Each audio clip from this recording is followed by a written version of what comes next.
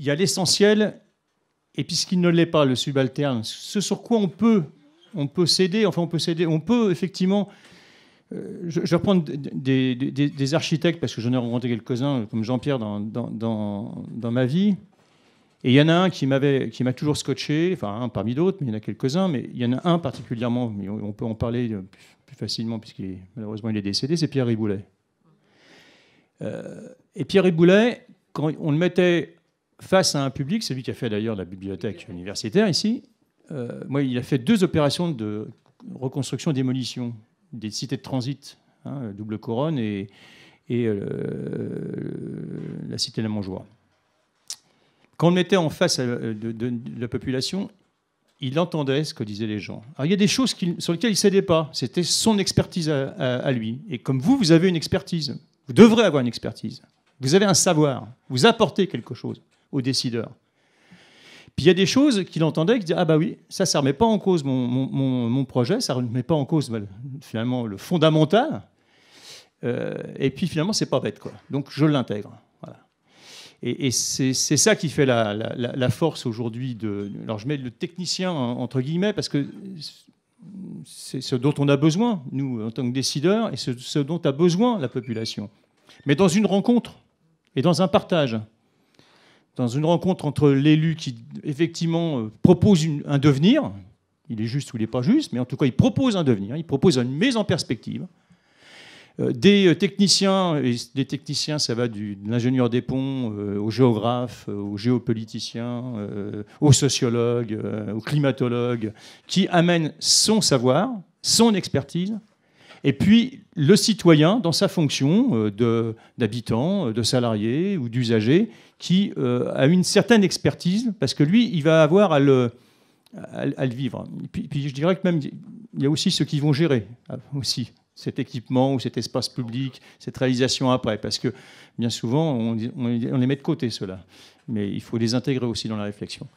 Je suis extrêmement inquiet de l'évolution de notre système politique, qui fait qu'aujourd'hui, alors je ne dis pas de mal par rapport à ceux qui ont été attachés parlementaires, mais qui font qu'aujourd'hui, on fait Sciences Po, on est attaché parlementaire, et on récupère la circonscription ou la circonscription voisine du parlementaire dont on est l'attaché. Et je dis que si notre personnel politique, c'est ça demain, j'augure mal de ce que sera notre géopolitique. Parce qu'on a des personnes qui n'ont aucune connaissance de la vie autre que de la politique, pas de la géopolitique, de la politique stricto sensu.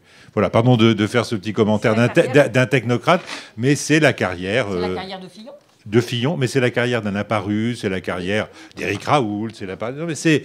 Or, je pense que c'est un vrai problème. Alors, je dis pas que le système...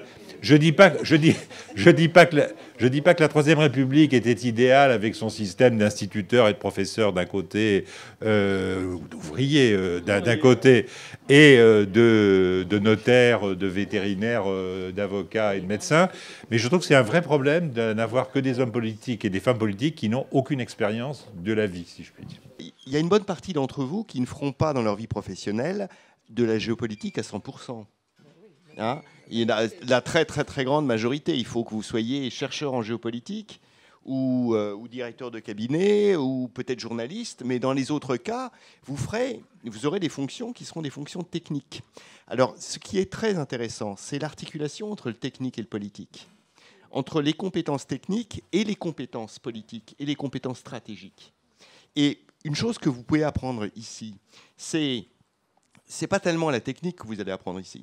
Ce que vous allez apprendre, c'est avoir du recul, une mise en perspective de vos savoirs et des décisions et des problèmes dans leur dimension technique pour les intégrer dans une stratégie et pour prendre en compte leur autre réalité qui est politique.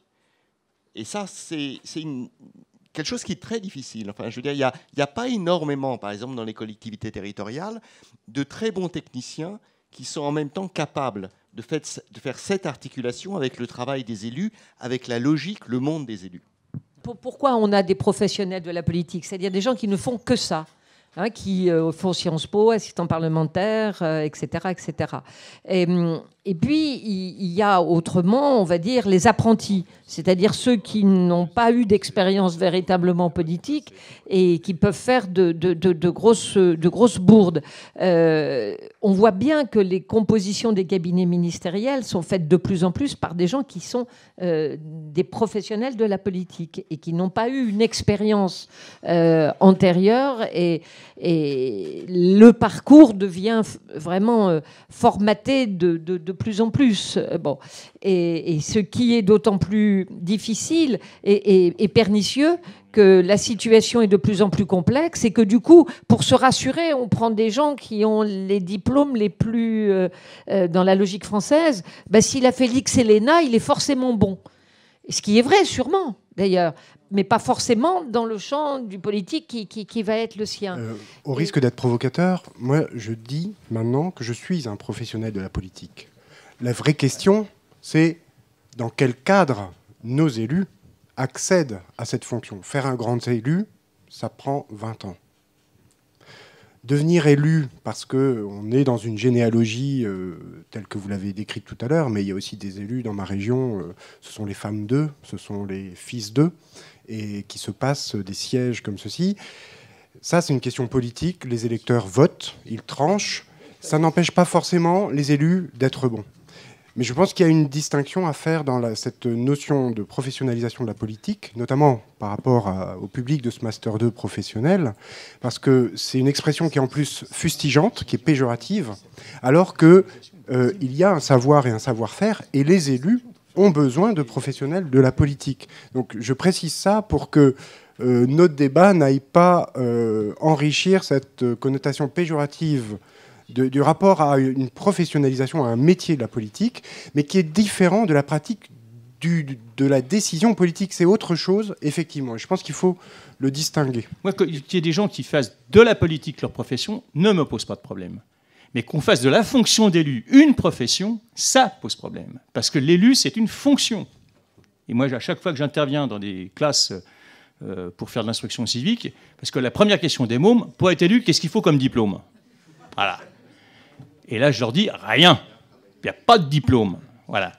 Et j'espère qu'on pourra avoir encore des ouvriers ou des femmes de ménage qui pourront être élus et à des postes de responsabilité.